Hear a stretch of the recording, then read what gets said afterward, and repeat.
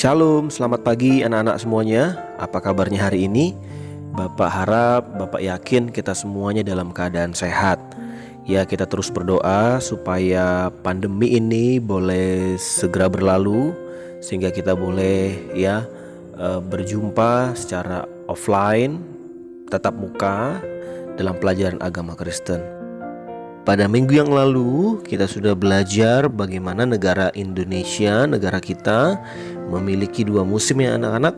Yang pertama adalah musim hujan dan musim panas atau musim kemarau.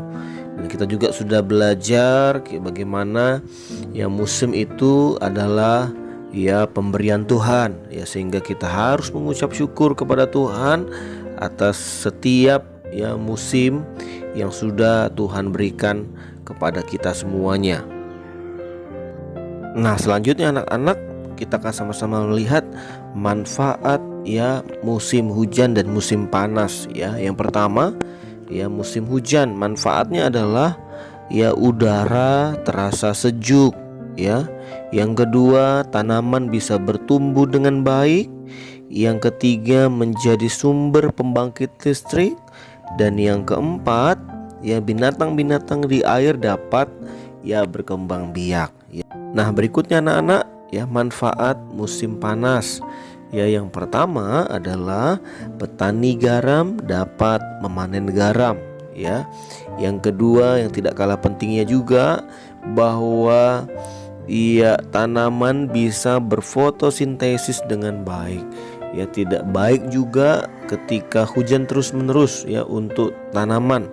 Tetapi ketika ada musim panas, musim kemarau, tanaman bisa berfotosintesis dengan baik. Inilah beberapa manfaat pada saat musim panas ya. Nah, sekarang anak-anak, kita akan sama-sama melihat salah satu contoh yang ada dalam dunia ini, bagaimana manusia boleh bertahan pada musim yang Tuhan sudah berikan, yaitu ada suku Eskimo anak-anak ya. Suku Eskimo hidup di kutub utara, tempat yang paling dingin di dunia ya. Rumah mereka terbuat dari bongkahan es anak-anak ya, dan salju yang disebut dengan rumah iglo. Anak-anak boleh lihat di gambar ya. Pakaian mereka juga terbuat dari kulit binatang, yaitu terdiri dari dua lapisan, di mana lapisan pertama yang ada bulunya diletakkan di bagian dalam, dan lapisan kedua bagian bulunya diletakkan di bagian luar anak-anak ya.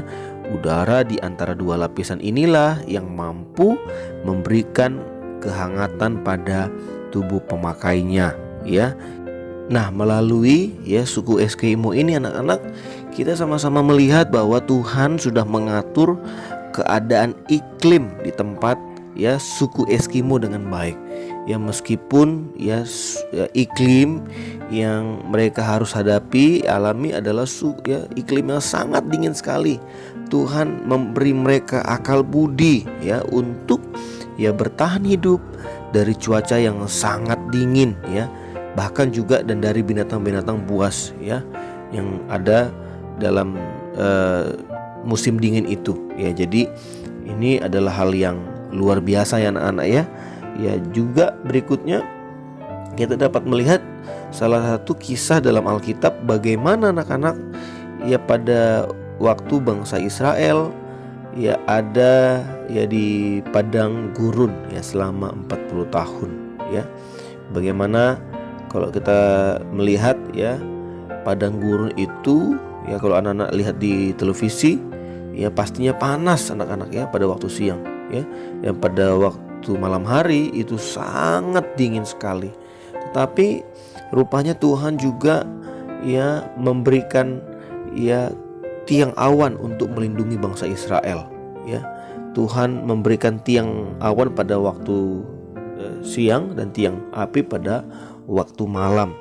Kita akan sama-sama lihat dalam firman Tuhan, Keluaran 13 ayat 21, dikatakan demikian: Tuhan berjalan di depan mereka pada siang hari dalam tiang awan untuk menuntun mereka di jalan, dan pada waktu malam dalam tiang api untuk menerangi mereka sehingga mereka dapat berjalan siang dan malam.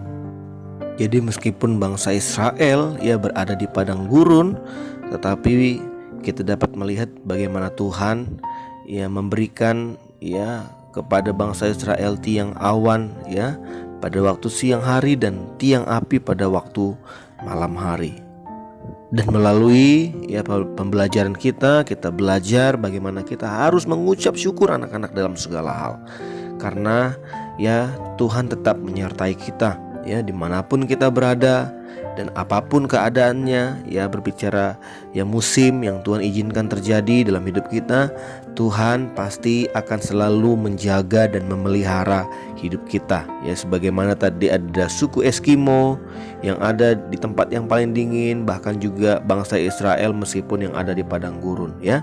Jadi kita harus bersyukur atas setiap musim yang kita alami.